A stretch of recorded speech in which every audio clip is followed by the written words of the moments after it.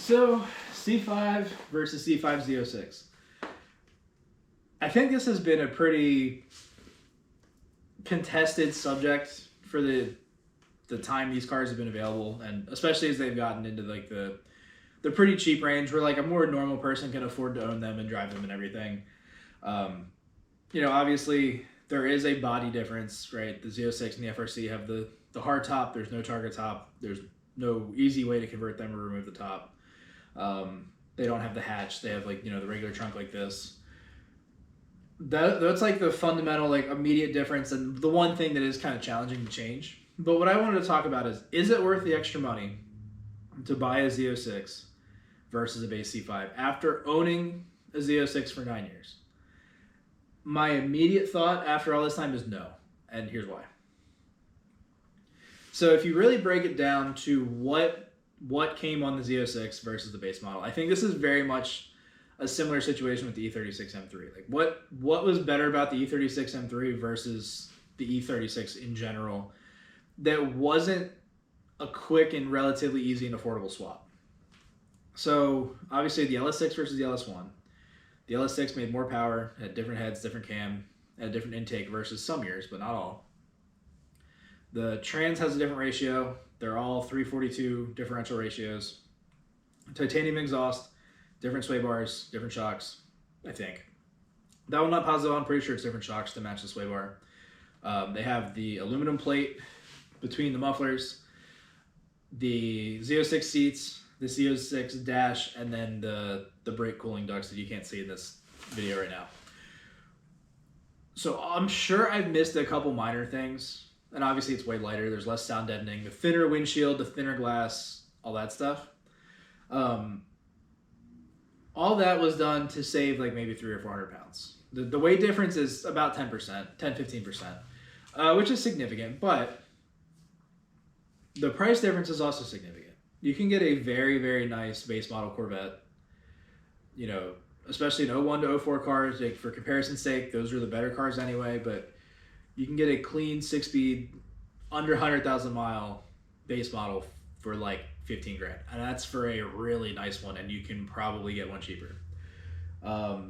Same thing with the Z06, like a relatively good mileage, good color, clean Z06 under 100,000 miles is going to run you like 18 to 21. I would say maybe 22 on average. I sold mine for way less than that, but my entire mileage, heavily modified, everything. You could get a stock versus stock. The delta in price is going to be basically between 5 and 10 grand.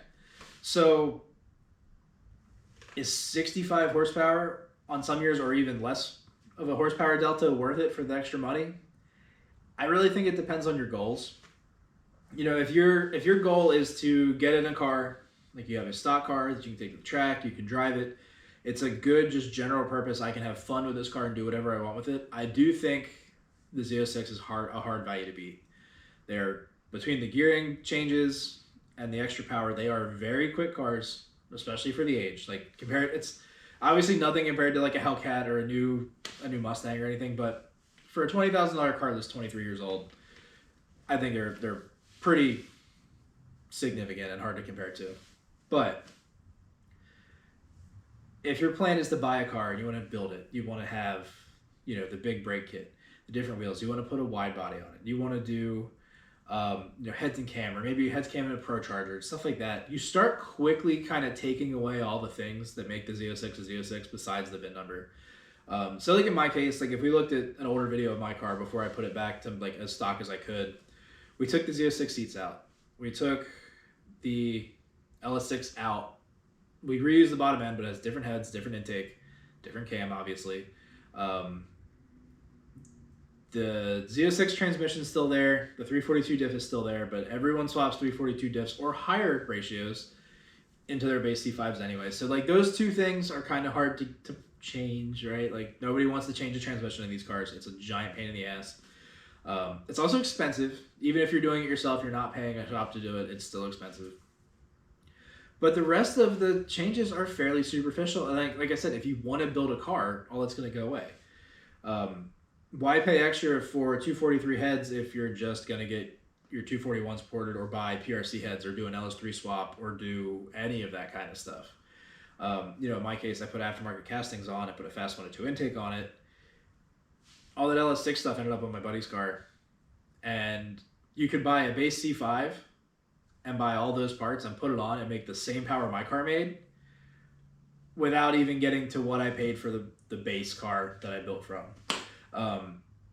So I think that's kind of where it's at. Is like the changes that are on these cars are not dramatic enough to justify the difference in price. Like I guess I forgot the red calipers, but is that really like a deal breaker for anybody?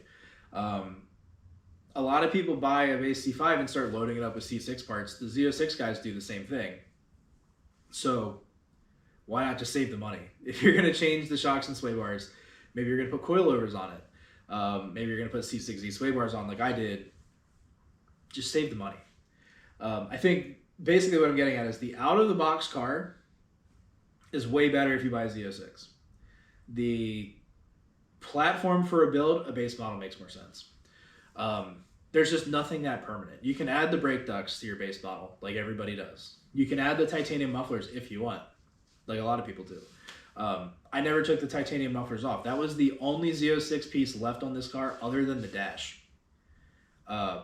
Because I changed everything else. And there was really a part of me that was like, I should have sold this and bought an FRC and built that, but then you get the earlier, like 01, like pre-01 issues. The base just made more sense for what I ended up doing with this car eventually. And yeah, I think that's where I'm at. I think that's just what makes the most logical sense. Like, unless you're absolutely in love with the FRC look, which I was, I don't really think it makes any sense. I never changed the mufflers because they're super light. The titanium mufflers are unbelievably light if you've never held them, especially compared to like the stainless mufflers, the aftermarket stuff. But yeah, it's just not worth it. You can get into the whole thing of like, is it even ever worth building a car? But I do think if I had 20 grand to spend, I need an out of the box car, I would buy a Z06 without a doubt. But on the same time, if I was like, I've got 20 grand and I think I want to tinker, I think I want to build something. Maybe I want to, not be like everybody else and have something different. I would probably buy a base model because you could get a rougher base model and fix it up and do the engine build and everything well under your budget for what you'd spend on a base Z06. It'll make more power. So I hope that made sense and it wasn't just me rambling for 10 minutes, but let me know what you guys think. I'm always open to discuss this topic because it's interesting. Like let's see what everybody thinks. Leave a comment. Let me know what you think. What would you do if you had 20 grand? Thanks for watching.